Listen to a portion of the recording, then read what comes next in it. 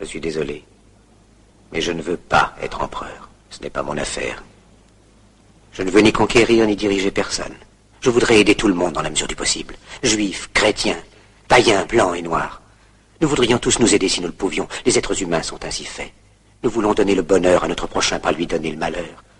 Nous ne voulons pas haïr ni humilier personne. Dans ce monde, chacun de nous a sa place et notre terre est bien assez riche. Elle peut nourrir tous les êtres humains. Nous pouvons tous avoir une vie belle et libre. Mais nous l'avons oublié.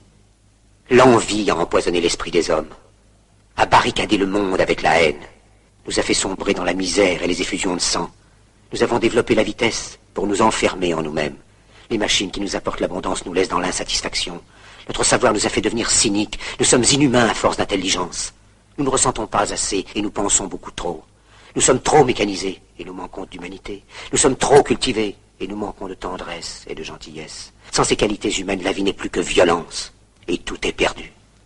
Les avions, la radio nous ont rapprochés les uns des autres. Ces inventions ne trouveront leur vrai sens que dans la bonté de l'être humain, que dans la fraternité, l'amitié et l'unité de tous les hommes. En ce moment même, ma voix atteint des millions de gens à travers le monde. Des millions d'hommes, de femmes et d'enfants désespérés, victimes d'un système qui torture les faibles et emprisonne les innocents. Je dis à tous ceux qui m'entendent, ne désespérez pas. Le malheur qui est sur nous n'est que le produit éphémère de l'avidité, de l'amertume de ceux qui ont peur des progrès qu'accomplit l'humanité. Mais la haine finira par disparaître, et les dictateurs mourront, et le pouvoir qu'ils avaient pris au peuple va retourner au peuple. Et tant que les hommes mourront, la liberté ne pourra pas périr.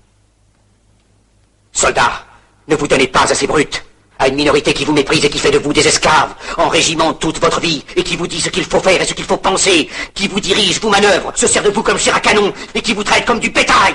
Ne donnez pas votre vie à ces êtres inhumains, ces hommes-machines, avec une machine à la place de la tête et une machine dans le cœur. Vous n'êtes pas des machines, vous n'êtes pas des esclaves, vous êtes des hommes. Des hommes avec tout l'amour du monde dans le cœur. Vous n'avez pas de haine, sinon pour ce qui est inhumain, ce qui n'est pas fait d'amour. Soldats, ne vous battez pas pour l'esclavage, mais pour la liberté. Il est écrit dans l'évangile selon saint Luc, le royaume de Dieu est dans l'être humain, pas dans un seul humain, ni dans un groupe d'humains, mais dans tous les humains, en vous.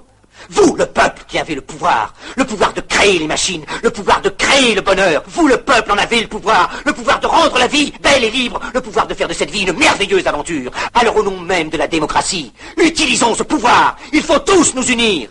Il faut nous battre pour un monde nouveau, décent et humain, qui donnera à chacun l'occasion de travailler, qui apportera un avenir à la jeunesse et à la vieillesse la sécurité. Ces brutes vous ont promis toutes ces choses pour que vous leur donniez le pouvoir. Ils mentaient. Ils n'ont pas tenu leurs merveilleuses promesses. Jamais ils ne le feront. Les dictateurs s'affranchissent en prenant le pouvoir, mais ils font un esclave du peuple.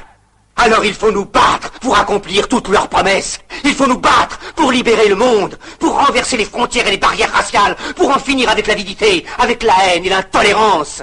Il faut nous battre pour construire un monde de raison, un monde où la science et le progrès mèneront tous les hommes vers le bonheur.